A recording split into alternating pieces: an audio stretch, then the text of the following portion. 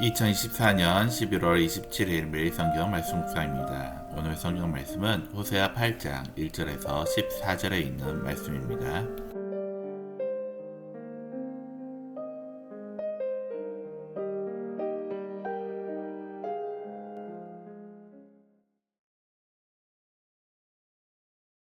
나팔을 내 입에 댈지어다. 원수가 독수리처럼 여호와의 집에 덮치리니 이는 그들이 내 언약을 어기며 내 율법을 범함이로다. 그들이 장차 내게 부르짖기를 나의 하나님이여 우리 이스라엘이 주를 아나이다 하리라. 이스라엘이 이미 선을 버렸으니 원수가 그를 따를 것이라. 그들이 왕들을 세웠으나 내게서 난 것이 아니며 그들이 지도자들을 세웠으나 내가 모르는 바이며 그들이 또 그 은금으로 자기를 위하여 우상을 만들었나니 결국은 파괴되고 말리라. 사마리아여 내 송아지는 버려졌느니라. 내 진노가 무리를 향하여 타오르나니 그들이 어느 때에야 무지하겠느냐. 이것은 이스라엘에서 나고 장인이 만든 것이라. 참신이 아니니 사마리아의 송아지가 산산조각이 나리라. 그들이 바람을 심고 광풍을 거둘 것이라. 심은 것이 줄기가 없으며 이삭은 열매를 맺지 못할 것이요 혹시 맺을지라도 이방 사람이 삼키리라. 이스라엘은 이미 삼켜졌은즉 이제 여러 나라 가운데 있는 것이 즐겨 쓰지 아니하는 그릇 같도다. 그들이 홀로 떨어진 들나귀처럼 아수르로 갔고 에브라임이 값주고 사랑하는 자들을 얻었도다. 그들이 여러 나라에게 값을 주었을지라도 이제 내가 그들을 모으리니 그들은 지도자의 임금이 지워준 짐으로 말미암아 쇠하기 시작하리라. 에브라임은 죄를 위하여 제단을 많이 만들더니 그 제단이 그에게 범죄하게 하는 것이 되었도다. 내가 그를 위하여 내 율법을 만 가지로 기록하였으나 그들은 이상한 것으로 여기도다. 그들이 내게 고기를 제물로 드리고 먹을지라도 여호와는 그것을 기뻐하지 아니하고 이제 그들의 죄악을 기억하여 그 죄를 벌하리니 그들은 애굽으로 다시 가리라. 이스라엘은 자기를 지으신 이를 잊어버리고 왕궁들을 세웠으며 유다는 견고한 성읍을 많이 쌓았으나 내가 그 성읍들에 불을 보내어 그 성들을 삼키게 하리라. 샬롬, 우리 영석교회 우리 청년부 여러분들, 기온이 많이 내려가 많이 춥습니다. 건강 조심하시고 항상 주님의 뜻을 구하며 주의 뜻을 행하는 우리 청년들이 되기를 바랍니다. 오늘 성경 말씀에서 이스라엘 백성에게 임할 재앙이 하나님의 뜻임을 밝혀지고 있습니다. 이는 그들이 하나님의 백성으로 부름을 받았지만 그 이름에 합당하지 않았기 때문이라고 하십니다. 그로 인해 그들이 쌓은 모든 것을 허물어 버릴 것을 예언하게 하십니다. 내 신앙의 자리는 그리스도인의 그런 이름에 합당한지 우리 스스로를 돌아보게 하는 말씀입니다. 하나님은 이스라엘의 원수가 독수리처럼 그들을 덮칠 것이라고 하십니다. 그 이유는 이스라엘이 하나님의 언약을 버리고 또 말씀을 어기기 때문이라고 하십니다. 그래서 여호와의 집이라 일컫는 그들을 원수에게 내어주실 것이라고 하십니다.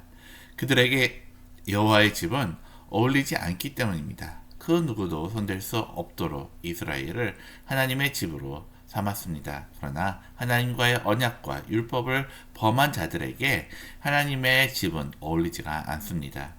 하나님의 사랑과 은혜, 하나님의 마음과 뜻을 모르는 이에게 전혀 어울리지가 않습니다. 그래서 하나님은 그들은 이스라엘이 아니므로 원수를 보내어 덮치게 하실 것이라고 하십니다.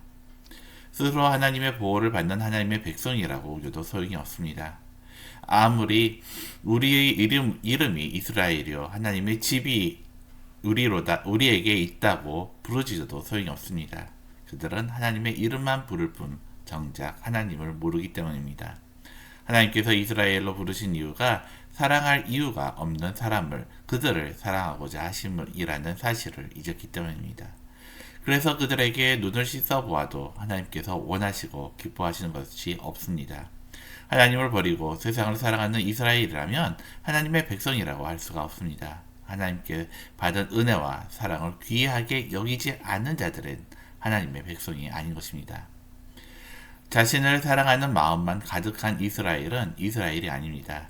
이스라엘 아닌 이스라엘은 열방을 쫓아다니면서 그들의 우상을 나의 하나님이라고 합니다. 그들에게 엎드려 나를 도우라고 정성을 드립니다.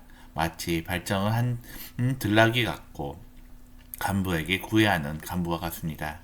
하나님은 그들의 걸음을 모두 헛되게 하시겠노라고 하십니다.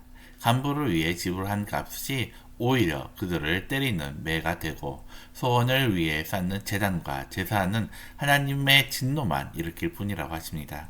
하나님의 말씀과 은혜를 잊은 그들에게 돌아갈 것은 재앙입니다. 이는 이스라엘이 그들을 부르신 하나님의 마음을 버렸기 때문입니다. 성도로 사는 길은 하나님의 마음을 알고 살아가는 것입니다. 스스로 부족하게 보여도 그 안에 하나님의 사랑과 은혜를 알고서 산다면 성도입니다.